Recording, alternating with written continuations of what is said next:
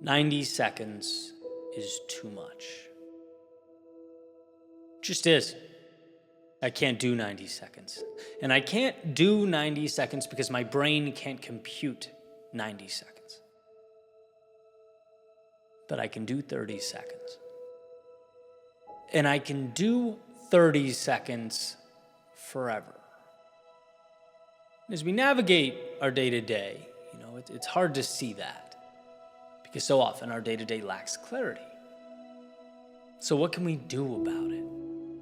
Well, we can place ourselves in situations where we are reminded.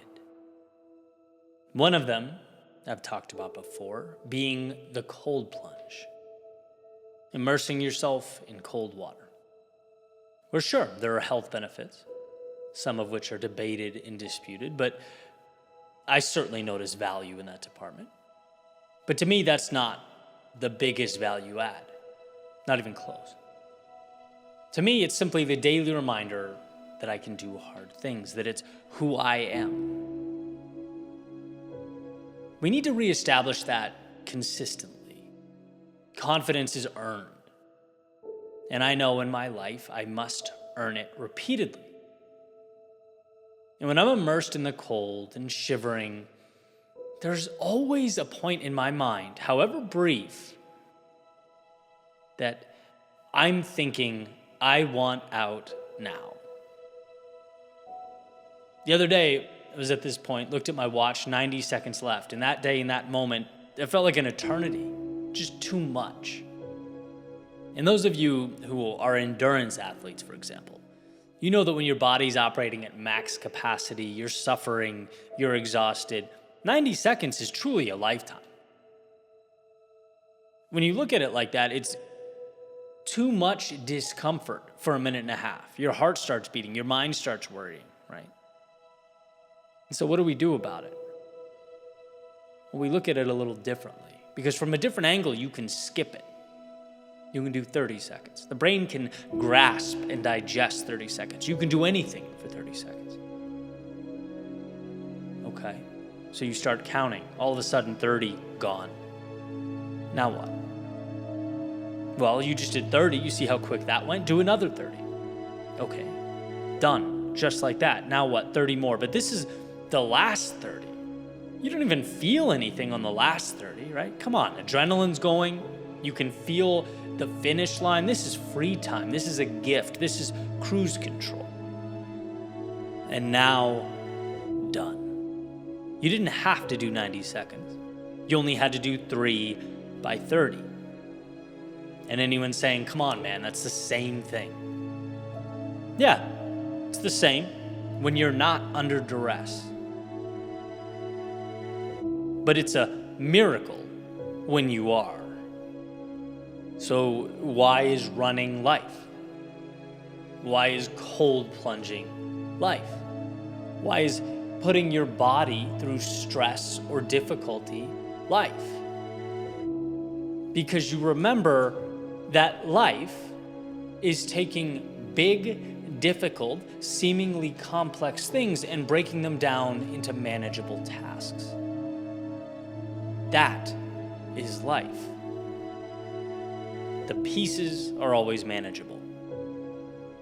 Now, the monster we allow the pieces to become when we stack them up and give them an invisible face, that's not so manageable. That's self-sabotage. And so to arm yourself with the understanding that all big things must be broken down is to green light the extraordinary.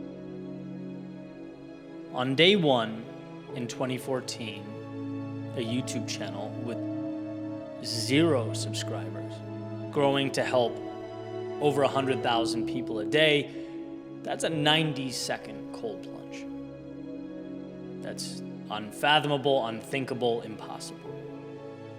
But one video, weekly, at least, for 9 years, that's a 30-second cold plunge. It's very doable. Standing in front of the mirror, practicing storytelling and speaking, it's 30 seconds in cold water.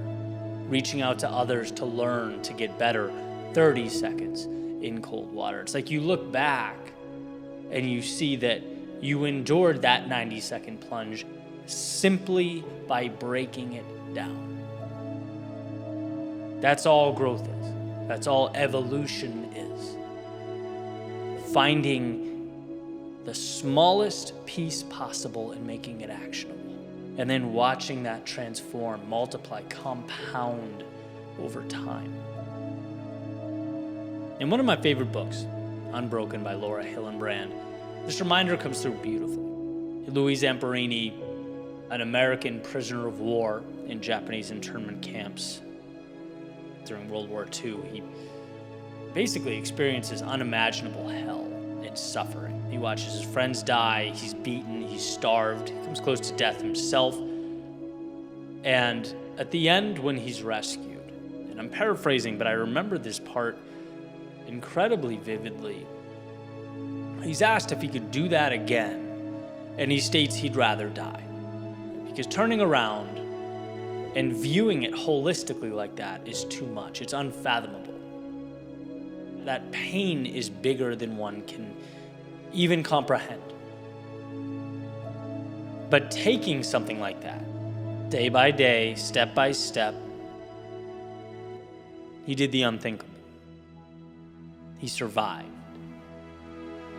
In breaking the 90-second task down into 30-second pieces, he walked away. In breaking the seemingly insurmountable down into the manageable, and looking at each individual step as a superpower, he emerged. And you talk about perspective. His experience was as challenging as it gets. Right? My cold plunge is laughable in comparison, but my mind doesn't know that. It's up to me to reinforce it. Building a business is nothing in comparison to Louis Zamperini, but my mind doesn't know that. Healing my shoulder and getting stronger in the gym is nothing in comparison, but my mind does not know that. It's looking at the mountain and reminding myself, Eddie, you can't leap those. I've seen you jump, buddy. But the good news is, no mountains need be leapt here. We ascend this thing one rock at a time, and mark my words, you conquer those manageable tasks day in and day out, you will find yourself. So when you feel stuck or too small for the task at hand, remind yourself you're looking at a 90-second block here. Break that down. Ask yourself what your 30 is. Ask yourself what you can create that's manageable, that will create your momentum, that will shoot you into a trajectory that will allow growth and position you someday to look back over your shoulder and go, wow, I endured all that. A transformation too big to understand on day one. It's a beautiful thing watching all those little steps add up to create the extraordinary.